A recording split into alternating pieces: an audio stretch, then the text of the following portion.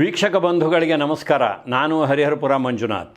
ನಮ್ಮ ನಾಡು ಕಂಡ ರಾಜ್ಕುಮಾರ್ ಸರಣಿಯಲ್ಲಿ ರಾಜ್ ಭಾರತಿ ಜೋಡಿ ಮಾಡಿದ ಮೋಡಿಯ 16ನೇ ಸಂಚಿಕೆಗೆ ನಿಮಗೆಲ್ಲರಿಗೂ ಸುಸ್ವಾಗತ. ರಾಜ್ ಭಾರತಿ ಒಟ್ಟಾಗಿ ಅಭಿನಯಿಸಿದ 16ನೇ ಚಿತ್ರ ಕುಲಗೌರವ. ಹಲವು ಕಾರಣಗಳಿಗೆ ಉಲ್ಲೇಖಾರ್ಹವಾದಂಥ ಒಂದು ಚಿತ್ರ. ಆದರೆ ಅಂದುಕೊಂಡಷ್ಟು ಯಶಸ್ಸನ್ನು ಈ ಚಿತ್ರ ಕಾಣಲಿಲ್ಲ. ಯಾಕೆ ಯಶಸ್ಸನ್ನು ಕಾಣಲಿಲ್ಲ? ರಾಜ್ಕುಮಾರ್ ಅವರು ಮೊಟ್ಟ ಮೊದಲಿಗೆ ತ್ರಿಪಾತ್ರಗಳಲ್ಲಿ ಅಭಿನಯಿಸಿದಂಥ ಒಂದು ಚಿತ್ರ. ಪೆಕೆಟಿ ಶಿವರಾಮ್ ಅಂಥ ಹಿರಿಯ ನಿರ್ದೇಶಕರು ನಿರ್ದೇಶನ ಮಾಡಿದಂಥ ಒಂದು ಚಿತ್ರ. ಈಶ್ವರಿ ಪ್ರೊಡಕ್ಷನ್ ಅಂಥ ಒಂದು ಪ್ರತಿಷ್ಠಿತ ನಿರ್ಮಾಣ ಸಂಸ್ಥೆ ನಿರ್ಮಾಣ ಮಾಡಿದ ಚಿತ್ರ. ಇಷ್ಟಾಗಿ ಕೂಡ ಚಿತ್ರ ಯಶಸ್ಸನ್ನು ಯಾಕೆ ಕಾಣಲಿಲ್ಲ? ಅದರ ಹಿಂದೆ ಏನೆಲ್ಲ ಸ್ವಾರಸ್ಯಗಳಿದೆ ಅದೆಲ್ಲವನ್ನು ಈ ಒಂದು ಸಂಚಿಕೆಯಲ್ಲಿ ನಿಮ್ಮ ಮುಂದೆ ತೆರೆದಿಡ್ತಾ ಇದ್ದೀನಿ. ಅದಕ್ಕೆ ಮುಂಚೆ ಸಂಕ್ಷಿಪ್ತವಾಗಿ ಈ ಚಿತ್ರದ ಕಥೆಯನ್ನು ಹೇಳಿಬಿಡ್ತೀನಿ. ರಾಜಾ ರಘುನಾಥರಾವ್ ಅವರು ಒಬ್ಬ ಆಗರ್ಭ ಶ್ರೀಮಂತ. ತಮ್ಮ ಮನೆತನದ ಬಗ್ಗೆ ಅವರಿಗೆ ಅಪಾರವಾದ ಅಭಿಮಾನ, ಗೌರವ. ಅವರ ಒಬ್ಬನೇ ಮಗ ರವಿ, ಆತ ಒಬ್ಬ ಕಲೋಪಾಸಕ. ನೋಡೋದಕ್ಕೆ ತಂದೆಯ ರೀತಿಯೇ ಇದ್ದರೂ ಸಹ ಸ್ವಭಾವದಲ್ಲಿ ಸ್ವಲ್ಪ ಭಿನ್ನ. ಅವನೊಬ್ಬ ವಯಲಿನಿಸ್ಟ್. ಒಮ್ಮೆ ತನ್ನ ಮಿತ್ರ ಗೋಪುವಿನ ಜೊತೆಯಲ್ಲಿ ಕಲಾದೇವಿಯ ಒಂದು ನರ್ತನವನ್ನು ನೋಡೋದಕ್ಕೆ ಹೋಗ್ತಾನೆ. ಅಲ್ಲಿ ಆಕೆಗೆ ಮನಸೋಲ್ತಾನೆ. ಜೊತೆಗೆ ಸಾಂದರ್ಭಿಕವಾಗಿ ಆಕೆಯನ್ನು ಒಂದು ಆಪತ್ತಿನಿಂದ ರಕ್ಷಣೆ ಮಾಡಿದಾಗ ಅವರಿಬ್ಬರ ಮಧ್ಯೆ ಪ್ರೇಮಾಂಕುರವಾಗುತ್ತೆ. ಇಲ್ಲಿ ಗೋಪು ಪಾತ್ರವನ್ನು ನರಸಿಂಹರಾಜು ಅವರು ನಿರ್ವಹಣೆ ಮಾಡಿದ್ದಾರೆ. ಕಲಾದೇವಿಯ ಪಾತ್ರದಲ್ಲಿ ಜಯಂತಿ ಅವರು ಕಾಣಿಸ್ಕೊಂಡಿದ್ದಾರೆ. ಮಗ ಹೀಗೆ ಒಬ್ಬ ನರ್ತಕಿಯನ್ನು ಮದುವೆ ಆಗ್ತಾನೆ ಅಂದಾಗ ರಾಜಾ ರಘುನಾಥರಾಯರಿಗೆ ಅದು ಇಷ್ಟವಾಗಲ್ಲ. ಹಾಗಾಗಿ ಸಾಕಷ್ಟು ಅವರಿಬ್ಬರ ಮಧ್ಯೆ ಒಂದಿಷ್ಟು ವಿರಸವನ್ನು ತರೋದಕ್ಕೆ ಪ್ರಯತ್ನ ಮಾಡ್ತಾರೆ, ತಮ್ಮ ಕಡೆಯವರನ್ನು ಬಿಟ್ಟು. ಜೊತೆಗೆ ನಾನು ನಿನಗೆ ಆಸ್ತಿಯಲ್ಲಿ ಒಂದು ಚಿಕ್ಕಾಸು ಕೊಡಲ್ಲ ಅಂತ ಮಗನಿಗೆ ಎಚ್ಚರಿಕೆಯನ್ನು ಕೊಡ್ತಾರೆ. ಇಷ್ಟಾಗಿ ಕೂಡ ರವಿ ಕಲಾಳನ್ನು ಮದುವೆಯಾಗಿ ಮನೆಯಿಂದ ಬೇರೆ ಹೋಗ್ತಾನೆ. ಅವರಿಗೆ ಒಬ್ಬ ಪುತ್ರನ ಜನನವಾಗುತ್ತೆ. ಆತನ ಹೆಸರು ಶಂಕರ್. ಆ ಪಾತ್ರವನ್ನು ಕೂಡ ಡಾಕ್ಟರ್ ರಾಜ್ಕುಮಾರ್ ಅವರೇ ನಿರ್ವಹಣೆ ಮಾಡಿದ್ದಾರೆ. ಮುಂದೆ ರಾಜಾ ರಘುನಾಥರಾಯರಿಗೆ ತಮ್ಮ ಮಗನ ಜೊತೆಯಲ್ಲಿ ಇರಬೇಕು ಅಂತ ಆಸೆ ಆಗುತ್ತೆ. ಹಾಗಾಗಿ ರವಿ ಹಾಗೂ ಕಲಾರ ಮಧ್ಯದಲ್ಲಿ ಒಂದು ದೊಡ್ಡ ವಿರಸವನ್ನು ಏರ್ಪಡಿಸಿ ರವಿಗೆ ತನ್ನ ಪತ್ನಿಯ ಬಗ್ಗೆ ತಪ್ಪು ಅಭಿಪ್ರಾಯ ಬರುವ ಹಾಗೆ ಮಾಡಿ ಆತನನ್ನು ಆಕೆಯಿಂದ ದೂರ ಮಾಡ್ತಾರೆ. ಆಕೆಯನ್ನು ಬಿಟ್ಟು ರವಿ ತನ್ನ ಮಗನನ್ನು ಕರ್ಕೊಂಡು ದೂರ ಹೊರಟೋಗ್ತಾನೆ. ಮಗ ಶಂಕರ್ ಕೂಡ ಬೆಳೀತಾ ಇರ್ತಾನೆ. ಆಶ್ರಯವಿಲ್ಲದ ಕಲಾ ಒಬ್ಬ ದಂಪತಿಗಳ ಮನೆಯಲ್ಲಿ ಆಶ್ರಯವನ್ನು ಪಡೀತಾಳೆ. ಆ ದಂಪತಿಗಳ ಮಗಳು ರಾಧಾ, ಆ ಪಾತ್ರವನ್ನು ಭಾರತಿಯವರು ನಿರ್ವಹಣೆ ಮಾಡಿದ್ದಾರೆ. ಭಾರತಿ ಹಾಗೂ ರಾಜ್ಕುಮಾರ್ ಅಂದರೆ ರಾಧಾ ಹಾಗೂ ಶಂಕರ್ ಅವರ ಮಧ್ಯೆ ಪ್ರೇಮಾಂಕುರವಾಗುತ್ತೆ. ಒಮ್ಮೆ ರಾಧಾಳ ಮನೆಗೆ ಶಂಕರ್ ಬಂದಾಗ ಆತ ತನ್ನ ಗಂಡನ ತದ್ರೂಪಿಯಾಗಿರೋದನ್ನು ನೋಡಿ ಕಲಾ ಆತನನ್ನು ಹಿಂಬಾಲಿಸಿಕೊಂಡು ಹೋಗ್ತಾಳೆ. ಅಲ್ಲಿ ಆತನ ಮನೆಯಲ್ಲಿ ತನ್ನ ಗಂಡನನ್ನು ಭೇಟಿ ಮಾಡ್ತಾಳೆ. ಹೆಂಡತಿಯನ್ನು ನೋಡಿ ಕೋಪದಿಂದ ಇನ್ಯಾವತ್ತೂ ನನ್ನ ಮಗನ ಕಣ್ಣಿಗೆ ಕಾಣಿಸ್ಕೋಬೇಡ, ನನ್ನ ಕಣ್ಣಿಗೆ ಕಾಣಿಸ್ಕೋಬೇಡ ಅಂತ ಆಕೆಯನ್ನು ರವಿ ಬೈದು ಕಳಿಸ್ತಾನೆ. ಇದರಿಂದ ಬೇಸರಗೊಂಡು ಆಕೆ ಆತ್ಮಹತ್ಯೆ ಮಾಡ್ಕೊಳ್ಳೋಕೆ ಹೋಗ್ತಾಳೆ. ಈ ಮಧ್ಯದಲ್ಲಿ ರಘುನಾಥರಾಯರಿಗೆ ತಮ್ಮ ತಪ್ಪಿನ ಅರಿವಾಗಿ ಅವರು ಮಗನನ್ನು ಹುಡುಕಿಕೊಂಡು ಬರ್ತಾರೆ. ಮುಂದೆ ಕಲಾ ಯಾವುದೇ ತಪ್ಪನ್ನು ಮಾಡಿಲ್ಲ ಅಂತ ಹೇಳಿ ಸಾಬೀತಾದ ಮೇಲೆ ಎಲ್ಲರೂ ಸುಖವಾಗಿ ಜೀವನವನ್ನು ಮಾಡ್ತಾರೆ. ಇದು ಒಂದು ಸಂಕ್ಷಿಪ್ತವಾದ ಈ ಚಿತ್ರದ ಕಥೆ. ನೋಡಿ, ಮೊಟ್ಟ ಮೊದಲ ಬಾರಿಗೆ ರಾಜ್ಕುಮಾರ್ ಅವರು ತ್ರಿಪಾತ್ರಗಳಲ್ಲಿ ಅಭಿನಯಿಸಿದಂಥ ಚಿತ್ರ ಅಂದಮೇಲೆ ಅಭಿಮಾನಿಗಳಿಗೆ ಎಷ್ಟೊಂದು ನಿರೀಕ್ಷೆ ಇರುತ್ತೆ.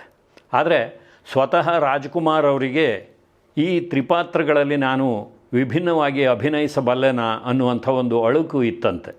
ಯಾಕೆಂದರೆ ದ್ವಿಪಾತ್ರಗಳಲ್ಲಿ ಅಭಿನಯಿಸೋದು ಅವರಿಗೆ ಕರತಲಾಮಲಕ ಆಗಿತ್ತು.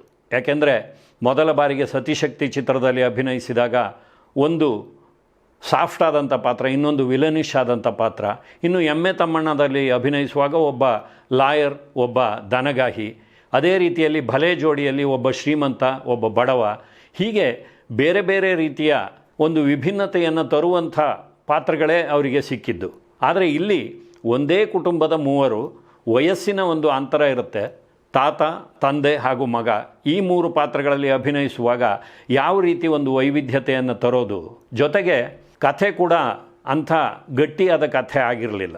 ರಾಜ್ಕುಮಾರ್ ಅವರ 5 ಚಿತ್ರಗಳನ್ನು ನಿರ್ದೇಶನ ಮಾಡಿದ ಪೆಕೆಟಿ ಶಿವರಾಮ್ ಅವರು ಒಂದಿಷ್ಟು ಕಾಲ ಅವರು ಹಾಗೂ ಜಯಂತಿಯವರು ಭಾಳ ಸಂಗಾತಿಗಳಾಗಿದ್ದರು. ಅವರು ಚಕ್ರತೀರ್ಥ, ಪುನರ್ಜನ್ಮ ಹಾಗೂ ಬಾಳಬಂಧನ ಚಿತ್ರಗಳನ್ನು ನಿರ್ದೇಶನ ಮಾಡಿರ್ತಾರೆ. ಅದಾದ ಮೇಲೆ ಕುಲಗೌರವ ಚಿತ್ರವನ್ನು ಕೈಗೆತ್ಕೋತಾರೆ. ಮುಂದೆ ಅವರು ಮಾಡಿದಂಥ ದಾರಿ ತಪ್ಪಿದ ಮಗ ಚಿತ್ರದಲ್ಲಿ ಕೂಡ ರಾಜ್ಕುಮಾರ್ ಅವರು ದ್ವಿಪಾತ್ರಗಳಲ್ಲಿ ಅಭಿನಯಿಸ್ತಾರೆ. ಆ ಚಿತ್ರ ಯಶಸ್ಸನ್ನು ಕಾಣುತ್ತೆ. ಆದರೆ ಕುಲಗೌರವ ಚಿತ್ರ ಅಂದುಕೊಂಡಂಥ ಯಶಸ್ಸನ್ನು ಕಾಣಲಿಲ್ಲ. ನಾಯಕಿ ಭಾರತಿಯವರಿಗೆ ಹೆಚ್ಚೇನೂ ಕೆಲಸವಿಲ್ಲ. ಯಾಕೆಂದರೆ ಅಭಿನಯಕ್ಕೆ ಹೆಚ್ಚಾಗಿ ಅವಕಾಶ ಇರೋದು ಜಯಂತಿಯವರಿಗೆ. 1970-71ರಲ್ಲಿ ತಯಾರಾದ ಕುಲಗೌರವ ಚಿತ್ರಕ್ಕೆ ಆ ಕಾಲಕ್ಕೆ 2 ಲಕ್ಷ ರೂಪಾಯಿಗಳ ಬಜೆಟ್ ತಗಲಿತ್ತು. ಈ ಚಿತ್ರದ 3 ಪಾತ್ರಗಳಿಗಾಗಿ ರಾಜ್ಕುಮಾರ್ ಅವರಿಗೆ ಎಷ್ಟು ಸಂಭಾವನೆಯನ್ನು ಕೊಡಬೇಕು ಅಂತ ವೀರಾಸ್ವಾಮಿ ಅವರು ರಾಜ್ಕುಮಾರ್ ಅವರ ವ್ಯವಹಾರಗಳನ್ನು ನೋಡ್ಕೋತಾ ಇದ್ದಂಥ ಅವರ ಸೋದರ ವರದಪ್ಪನವರನ್ನು ಕೇಳ್ತಾರೆ. ವರದಪ್ಪನವರು ತಮಾಷೆಯಾಗಿ 3 ಪಾತ್ರಗಳಿದೆ, ಒಂದೊಂದು ಪಾತ್ರಕ್ಕೆ 10,000 ರೂಪಾಯಿ ಲೆಕ್ಕದಲ್ಲಿ 30,000 ರೂಪಾಯಿ ಕೊಟ್ಟುಬಿಡಿ ಅಂತಾರೆ. ವೀರಾಸ್ವಾಮಿ ಅವರು ಮರು ಮಾತಾಡದೆ 30,000 ರೂಪಾಯಿಗಳನ್ನು ಕೊಡ್ತಾರೆ.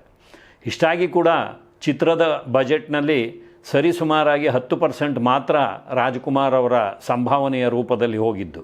ವೀರಾಸ್ವಾಮಿ ಅವರು ಈಶ್ವರಿ ಪಿಕ್ಚರ್ಸ್ ಲಾಂಛನದಲ್ಲಿ ಅನೇಕ ಚಿತ್ರಗಳಿಗೆ ಫೈನಾನ್ಸ್ ಮಾಡ್ತಾಯಿದ್ರು, ಹಂಚಿಕೆಯನ್ನು ಮಾಡ್ತಾಯಿದ್ರು. ಆದರೆ ಒಂದು ಚಿತ್ರ ನಿರ್ಮಾಣ ಸಂಸ್ಥೆಯಾಗಿ ಮೊದಲ ಬಾರಿಗೆ ತೆರೆಗೆ ತಂದಂಥ ಚಿತ್ರ ಕುಲಗೌರವ.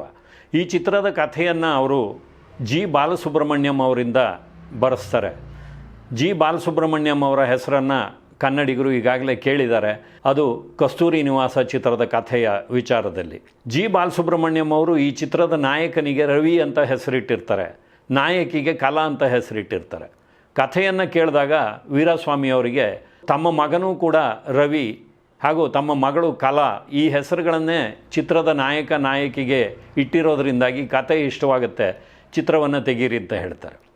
ನೋಡಿ, ಪೆಕೆಟಿ ಶಿವರಾಮ್ ಅವರು ಒಬ್ಬ ಹಿರಿಯ ನಿರ್ದೇಶಕರು. ಆದರೆ ಒಂದು ರೀತಿಯಲ್ಲಿ ಈ ಚಿತ್ರದಲ್ಲಿ ತೆಲುಗಿನ ವಾತಾವರಣ ಕಾಣಿಸುತ್ತೆ. ಅಂದರೆ ಕನ್ನಡ ನಾಡಿನ ಕನ್ನಡದ ಹಿರಿಮೆಯ ವಾತಾವರಣಕ್ಕಿಂತ ಯಾವುದೋ ಒಂದು ಬೇರೆ ಭಾಷೆಯ ಚಿತ್ರವನ್ನು ನೋಡ್ತಾ ಇದ್ದೀವೇನೋ ಅಂತ ಅನಿಸುತ್ತೆ.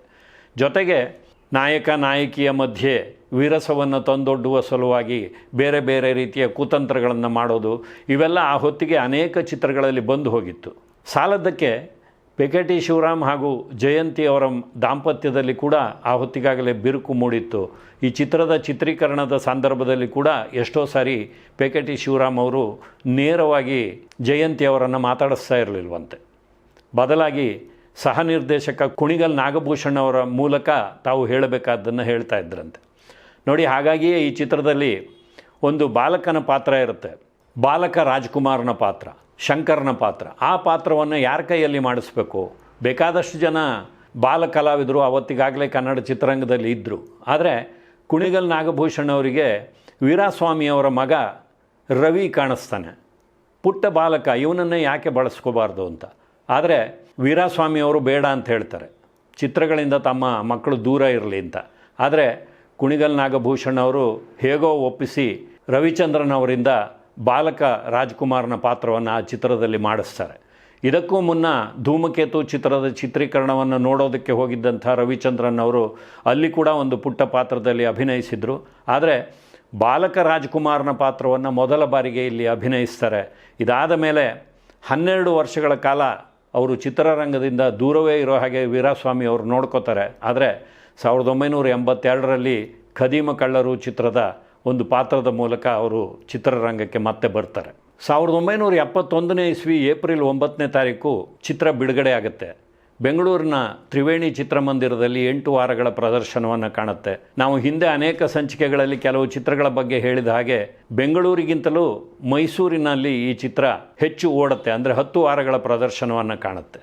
ಅಂದರೆ ರಾಜ್ಕುಮಾರ್ ಅವರ ಎಷ್ಟೋ ಚಿತ್ರಗಳು 100 ದಿನಗಳ ಪ್ರದರ್ಶನವನ್ನು ಕಂಡಿದೆ ಅಂತ ತಪ್ಪು ಮಾಹಿತಿಯನ್ನು ಕೊಡ್ತಾರಲ್ಲ, ಅಂಥವರಿಗಾಗಿ ಈ ಮಾಹಿತಿ. ಈ ಚಿತ್ರ ರಾಜ್ಕುಮಾರ್ ಅವರು ತ್ರಿಪಾತ್ರಗಳಲ್ಲಿ ಇದ್ದರೂ ಕೂಡ 100 ದಿನಗಳ ಪ್ರದರ್ಶನವನ್ನು ಕಾಣಲಿಲ್ಲ. ಬಹುಶಃ ಪೆಕೆಟಿ ಶಿವರಾಮ್ ಅವರು ಜಯಂತಿ ಅವರ ನಡುವಿನ ವೈಮನಸ್ಸಿನಿಂದಾಗಿ ಚಿತ್ರದಲ್ಲಿ ಪೂರ್ತಿಯಾಗಿ ತೊಡಗಿಸ್ಕೊಳ್ಳಿಕ್ಕೆ ಸಾಧ್ಯವಾಗಲಿಲ್ಲ ಅಂತ ಕಾಣುತ್ತೆ.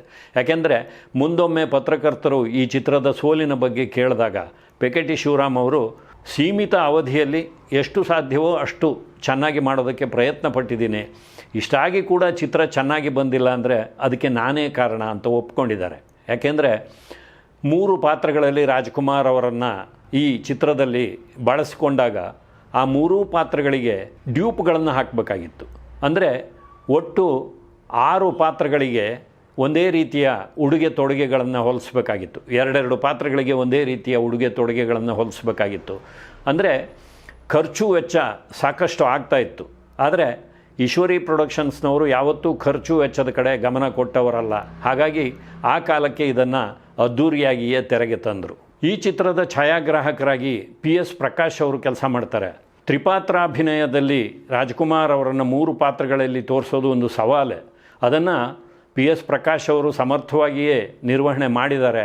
ಆದರೆ ಬಲೆ ಜೋಡಿ ಅಂತ ಚಿತ್ರದಲ್ಲಿ R ಮಧು ಅವರ ಛಾಯಾಗ್ರಹಣದ ಕೈಚಳಕವನ್ನು ನೋಡಿದ್ದಂಥ ಪ್ರೇಕ್ಷಕರಿಗೆ ಕುಲಗೌರವ ಚಿತ್ರದಲ್ಲಿ ಮತ್ತಷ್ಟು ಹೆಚ್ಚಿನ ತಾಂತ್ರಿಕತೆಯನ್ನು ನಿರೀಕ್ಷೆ ಮಾಡಿದ್ರು. ಅದು ಇಲ್ಲಿ ಸಾಧ್ಯವಾಗಲಿಲ್ಲ. ಬಾಕ್ಸ್ ಆಫೀಸ್ನಲ್ಲಿ ಹೇಳಿಕೊಳ್ಳುವಂಥ ಸಾಧನೆ ಮಾಡದೇ ಇದ್ದರೂ ಸಹ ಪ್ರಶಸ್ತಿಗಳ ವಿಭಾಗಕ್ಕೆ ಬಂದರೆ ಆ ವರ್ಷ ಕುಲಗೌರವ ಚಿತ್ರಕ್ಕೆ 3ನೇ ಶ್ರೇಷ್ಠ ಚಿತ್ರ ಎನ್ನುವ ರಾಜ್ಯ ಪ್ರಶಸ್ತಿ ಲಭ್ಯವಾಗುತ್ತೆ. ಜೊತೆಗೆ ರಾಜ್ಕುಮಾರ್ ಅವರಿಗೆ ಉತ್ತಮ ನಟ, ಚಿ ಉದಯಶಂಕರ್ ಅವರಿಗೆ ಉತ್ತಮ ಸಂಭಾಷಣೆ, ಶ್ರೀನಿವಾಸ್ ಅವರಿಗೆ ಉತ್ತಮ ಧ್ವನಿಗ್ರಹಣ, ಪಿ ಭಕ್ತವತ್ಸಲ ಅವರಿಗೆ ಉತ್ತಮ ಸಂಕಲನಕ್ಕೆ, ಹೀಗೆ 5 ಪ್ರಶಸ್ತಿಗಳನ್ನು ಚಿತ್ರ ಗಳಿಸುತ್ತೆ. ಚಿತ್ರದಲ್ಲಿ 6 ಹಾಡುಗಳಿವೆ. ಚಿತ್ರದ ಸಂಗೀತ ನಿರ್ದೇಶನವನ್ನು TG ಲಿಂಗಪ್ಪನವರು ನಿರ್ವಹಣೆ ಮಾಡ್ತಾರೆ. ಚಕ್ರತೀರ್ಥ ಚಿತ್ರದಲ್ಲಿ ಒಂದು ದೋಣಿ ಹಾಡನ್ನು ಇತ್ತೀಚೆಗೆ ರಾಜಾನಂದ್ ಅವರನ್ನು ಕುರಿತ ಒಂದು ಕಾರ್ಯಕ್ರಮದಲ್ಲಿ ನಾವು ನಿಮಗೆ ಸಾದರಪಡಿಸಿದ್ದೀವಿ. ಅದೇ ರೀತಿಯಲ್ಲಿ ಈ ಚಿತ್ರದಲ್ಲೂ ಕೂಡ ಒಂದು ದೋಣಿ ಗೀತೆಯನ್ನು ಪೆಕೆಟಿ ಶಿವರಾಮ್ ಅವರು ಅಳವಡಿಸ್ತಾರೆ. ಅಲ್ಲಿ ಕೂಡ TG ಲಿಂಗಪ್ಪನವರ ಸಂಗೀತವೇ ಇತ್ತು. ಪಿಠಾಪುರಂ ನಾಗೇಶ್ವರರಾವ್ ಅವರು ಆ ಹಾಡನ್ನು ಹಾಡಿದರು. ಇಲ್ಲಿ ಕೂಡ ಅದೇ ಜೋಡಿ ಕೆಲಸ ಮಾಡುತ್ತೆ. ನಾವಿಕನಾರೋ ನಡೆಸುವನೆಲ್ಲೋ ಸಾಗಿದೆ ಜೀವನ ನೌಕೆ, ಈ ರೀತಿಯಲ್ಲಿ ಸಾಗುವ ಹಾಡು ತುಂಬ ಜನಪ್ರಿಯವಾಗಿತ್ತು. ಇನ್ನೊಂದು ಹಾಡು ರಾಗ ನಿನ್ನದು ತಾಳ ನನ್ನದು, ಜಯಂತಿಯವರ ಮೇಲೆ ಚಿತ್ರಿತವಾಗಿದ್ದಂಥ ಒಂದು ಗೀತೆ. ಆದರೆ ಚಿತ್ರದ ಉದ್ದ ಹೆಚ್ಚಾಗಿದ್ದರಿಂದಾಗಿ 1 ದಿನದ ನಂತರ ಈ ಒಂದು ಗೀತೆಯನ್ನು ಚಿತ್ರದಿಂದ ತೆಗೆದುಹಾಕಲಾಗಿತ್ತು. ಹಿಂದೆ ಕೃಷ್ಣದೇವರಾಯ ಚಿತ್ರದ ಸಂದರ್ಭದಲ್ಲಿ ಕೂಡ ನಾವು ಕೆಲವು ದೃಶ್ಯಗಳಿಗೆ ಹಾಗೂ ಹಾಡಿಗೆ ಥಿಯೇಟರ್ನವರು ಕತ್ತರಿ ಹಾಕಿದ್ದನ್ನು ಹೇಳಿದ್ವು. ಇಲ್ಲಿ ಕೂಡ ಈ ಒಂದು ಹಾಡಿಗೆ ಕತ್ತರಿ ಹಾಕಲಾಗುತ್ತೆ. ನಾವೆಲ್ಲ ಮೊದಲನೇ ದಿನ ಮೊದಲನೇ ಪ್ರದರ್ಶನ ನೋಡಿದ್ರಿಂದಾಗಿ ನಮಗೆ ಆ ಹಾಡನ್ನು ನೋಡುವಂಥ ಒಂದು ಸೌಭಾಗ್ಯ ಸಿಕ್ತು. ಕನ್ನಡದಲ್ಲಿ ಅಷ್ಟೇನೂ ಯಶಸ್ಸನ್ನು ಕಾಣದೇ ಇದ್ದರೂ ಸಹ ಈ ಚಿತ್ರವನ್ನು ತಮಿಳಿನಲ್ಲಿ ಮುತ್ತುರಾಮನ್ ಅವರ ನಾಯಕತ್ವದಲ್ಲಿ ತೆರೆಗೆ ತರ್ತಾರೆ. ಅದೇ ರೀತಿಯಲ್ಲಿ ತೆಲುಗಿನಲ್ಲಿ NT ರಾಮರಾವ್ ಅವರ ಅಭಿನಯದಲ್ಲಿ ಚಿತ್ರ ತೆರೆಗೆ ಬರುತ್ತೆ. ಅಲ್ಲಿ ಕೂಡ ಚಿತ್ರಗಳು ಹೇಳಿಕೊಳ್ಳುವಂಥ ಯಶಸ್ಸನ್ನು ಕಾಣಲಿಲ್ಲ. ಆದರೆ ನಿರೂಪಣೆಯ ದೃಷ್ಟಿಯಿಂದ ಆ ಕಲಾವಿದರೇ ನಮಗಿಂತ ರಾಜ್ಕುಮಾರ್ ಅವರು ಚೆನ್ನಾಗಿ ಈ ಚಿತ್ರದಲ್ಲಿ ಅಭಿನಯಿಸಿದ್ದಾರೆ ಅನ್ನುವ ಮಾತುಗಳನ್ನು ಆಡಿರುವಂಥ ದಾಖಲೆ ಇದೆ. ನೋಡಿ, ನಾನು ಸಂಚಿಕೆಯ ಆರಂಭದಲ್ಲೇ ಹೇಳಿದ ಹಾಗೆ ರಾಜ್ಕುಮಾರ್ ಅವರಿಗೆ ಭಿನ್ನ ರೀತಿಯ ಹಲವು ಪಾತ್ರಗಳು ಸಿಕ್ಕಿದಾಗ ಒಂದೇ ಚಿತ್ರದಲ್ಲಿ ಬೇರೆ ಬೇರೆ ರೀತಿಯ ಆಂಗಿಕ ಭಾಷೆ, ಧ್ವನಿಯನ್ನು ಬಳಸಿ ಆ ಪಾತ್ರಗಳಿಗೆ ಜೀವವನ್ನು ತುಂಬುತ್ತಾರೆ. ಆದರೆ ಇಲ್ಲಿ ಕಥೆಯೇ ಒಂದು ಸ್ವಲ್ಪ ಪೇಲವವಾಗಿದ್ದರಿಂದಾಗಿ ಅವರು ಯಾವುದೇ ಒಂದು ವಿಶೇಷತೆಯನ್ನು ತಮ್ಮ ಪಾತ್ರದಲ್ಲಿ ತೋರಿಸೋದಕ್ಕೆ ಸಾಧ್ಯವಾಗಿಲ್ಲ. ಆದರೆ ಇದ್ದ ಮಿತಿಯಲ್ಲಿಯೇ ಅವರು ಆ 3 ಪಾತ್ರಗಳಿಗೆ ವಿಭಿನ್ನತೆಯನ್ನು ತರುವ ಪ್ರಯತ್ನವನ್ನು ಮಾಡಿದ್ದಾರೆ. ಮುಂದೆ ಅವರು ತ್ರಿಪಾತ್ರಗಳಲ್ಲಿ ಅಭಿನಯಿಸಿದ ಇನ್ನೊಂದು ಚಿತ್ರ ಶಂಕರ್ ಗುರು ಯಾವ ಮಟ್ಟಿನ ಯಶಸ್ಸನ್ನು ಕಂಡಿದೆ ಅನ್ನೋದು ನಮಗೆ ಇತಿಹಾಸವಾಗಿ ಕಣ್ಣ ಮುಂದೆ ಇದೆ. ಇದೇ ಪೆಕೆಟಿ ಶಿವರಾಮ್ ಅವರು ದಾರಿ ತಪ್ಪಿದ ಮಗ ಚಿತ್ರವನ್ನು ಅದ್ಧೂರಿಯಾಗಿ ತೆರೆಗೆ ತರ್ತಾರೆ. ಆ ಚಿತ್ರ ಯಶಸ್ಸನ್ನು ಕಾಣುತ್ತೆ. ಇದೇ ರೀತಿಯಾಗಿ ರಾಜ್ ಭಾರತಿ ಜೋಡಿ ಮಾಡಿದ ಮೋಡಿಯ ಮತ್ತೊಂದು ಚಿತ್ರದೊಂದಿಗೆ ನಿಮ್ಮ ಮುಂದೆ ಬರ್ತೀನಿ. ನಮಸ್ಕಾರ.